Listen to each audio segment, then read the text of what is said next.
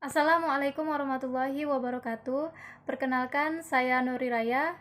Pada kesempatan kali ini, saya akan mempresentasikan tugas makalah dari kelompok 1, yaitu dari mata kuliah Hukum Perbankan dan Lembaga Keuangan Non-Bank. Adapun judul dari makalah kami yaitu tentang tujuan hukum perbankan dan lembaga keuangan ditinjau dari segi proses terbentuknya. Namun sebelum memasuki pembahasan, terlebih dahulu saya akan menyampaikan apa saja rumusan-rumusan masalah yang ada dalam makalah kami kali ini. Rumusan masalah yang pertama yaitu apa pengertian bank. Yang kedua, bagaimana sejarah perbankan khususnya pada izin pendirian dan bentuk hukum bank. Yang ketiga, apa saja jenis-jenis yang ada dalam perbankan. Yang keempat, bagaimana kegiatan-kegiatan yang ada dalam perbankan. Yang kelima, apa saja produk-produk yang ada dalam perbankan. Yang keenam yaitu apa rahasia bank dan apa sanksi administratifnya. Baiklah, langsung saja masuk pada pembahasan. Di sini saya selaku pemateri pertama akan membahas tentang rumusan masalah yang pertama, yaitu tentang pengertian bank.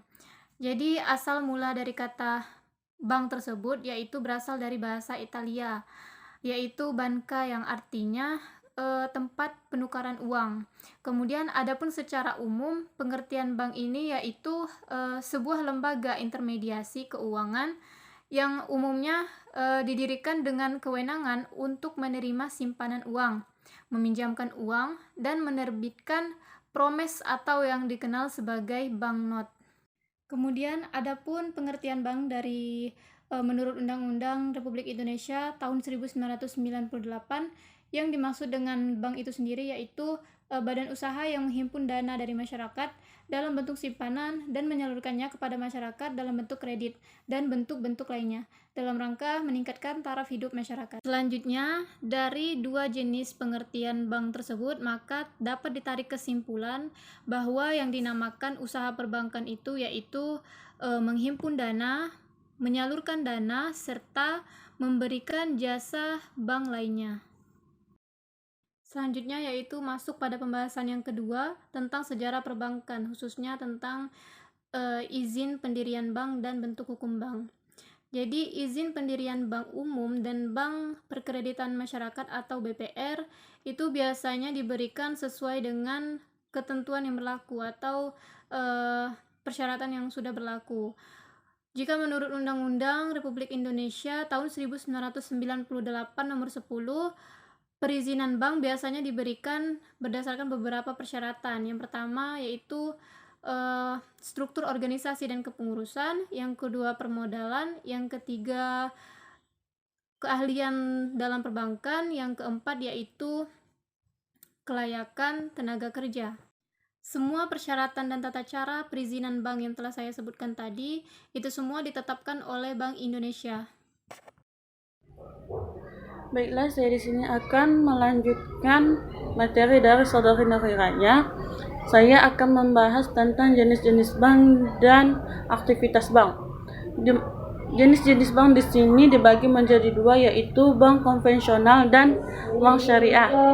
Bank konvensional merupakan bank yang melaksanakan kegiatan melaksanakan usaha secara konvensional yang dalam kegiatannya tidak memberikan jasa dalam lalu lintas pembayaran. Kegiatan utama dari bank konvensional ini adalah menerima dana dari masyarakat dalam bentuk giro, tabungan, dan deposito. Sedangkan bank syariah yang dijalankan adalah bank yang dijalankan berdasarkan prinsip keuangan yang berlaku dalam agama Islam, yang dimana konsep dalam hukum agama Islam adalah dilarangnya penggunaan sistem bunga, yaitu riba atau bunga yang hukumnya haram. Yang kedua, aktivitas bank.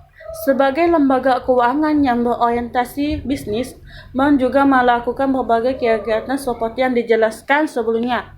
Sebagai lembaga keuangan, kegiatan bank sehari-hari tidak lepas dari bidang keuangan. Kegiatan perbankan yang paling pokok adalah membeli uang dengan cara menghimpun dana dari masyarakat, kemudian menjual uang yang berhasil dihimpun dengan cara menyalurkan kembali kepada masyarakat melalui pemberian pinjaman atau kredit.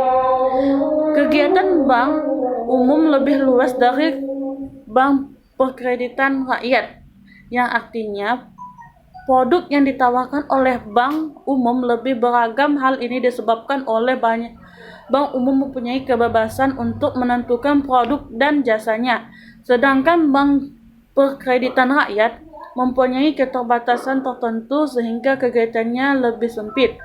Fungsi utama bank dalam menghimpun dana dari masyarakat dan menyalurkan kepada masyarakat dalam bentuk kredit dapat diketahui dari ketentuan Undang-Undang Pasal 3 yang berbunyi, fungsi utama perbankan adalah menghimpun dan menyalurkan dana masyarakat.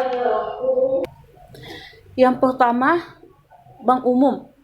Bank umum atau yang lebih dikenal dengan bank komersil merupakan bank yang paling banyak beredar di Indonesia.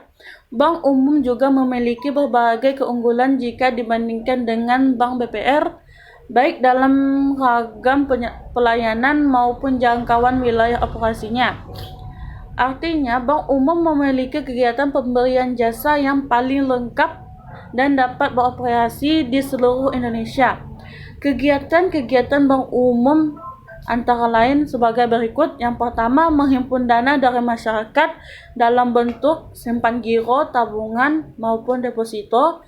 Yang kedua, menyalurkan dana ke masyarakat dalam bentuk kredit investasi, modal kerja, dan perdagangan. Yang ketiga, memberikan jasa-jasa bank lainnya seperti transfer, inkosa, clearing, safe deposit box, bank card, bank notes, bank garansi, bank referensi bank, bank draft, letter of credit, cek wisata, jual beli surat berharga. Yang keempat, menerima setoran seperti pembayaran pajak, telepon, dan pembayaran air, pembayaran listrik, dan pembayaran uang. Yang kelima, melayani pembayaran seperti gaji atau pensiun, pembayaran dividen, kupon, ataupun bonus. Yang keenam, di dalam pasar modal perbankan dapat memberikan atau melayani seperti penjamin emisi, penjamin, wali amanat, perantara perdagangan efek, dan perusahaan pengelola dana. Yang kedua, bank BPR. Kegiatan bank BPR pada dasarnya sama dengan kegiatan bank umum.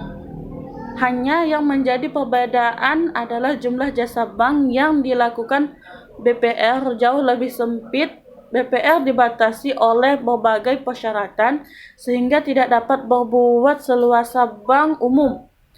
Keterbatasan kegiatan BPR juga dikaitkan dengan misi pendirian BPR itu sendiri. Dalam praktiknya, kegiatan BPR adalah sebagai berikut. Yang pertama, menghimpun dana dalam bentuk simpan tabungan dan deposito. Yang kedua, menyalurkan dana dalam bentuk kredit investasi, modal kerja, dan perdagangan. Karena keterbatasan yang dimiliki oleh BPR, maka ada beberapa larangan yang tidak dilakukan BPR, seperti menerima simpanan giro, melakukan kegiatan valuta asing, dan melakukan kegiatan perasuransian.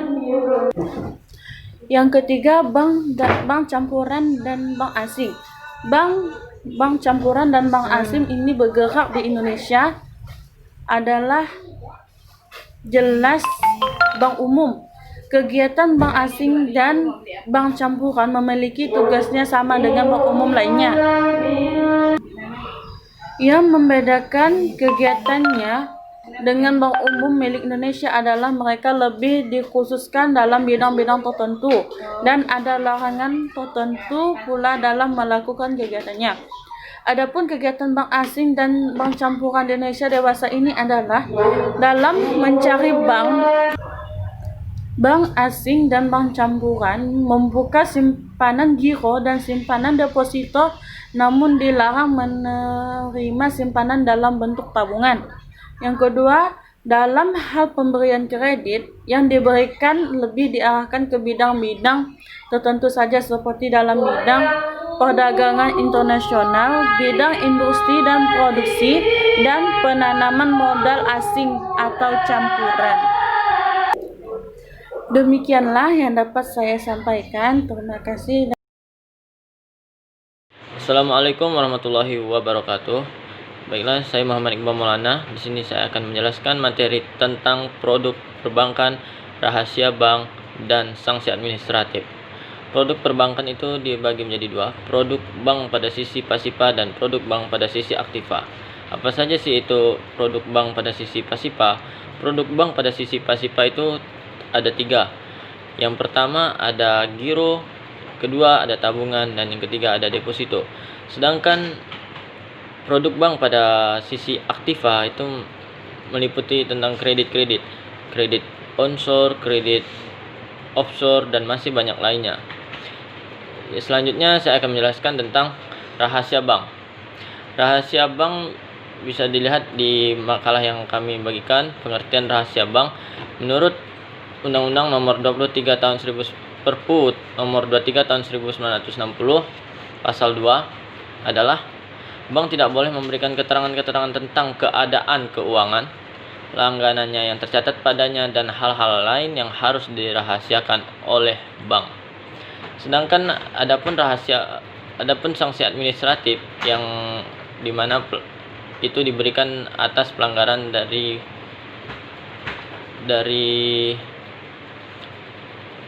rahasia bank tersebut. Sanksi administratif itu ada 3 ciri khas.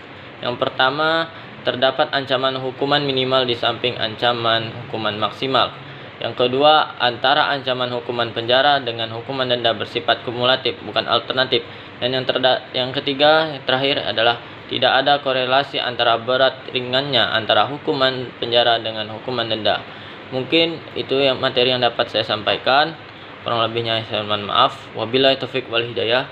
Assalamualaikum warahmatullahi wabarakatuh.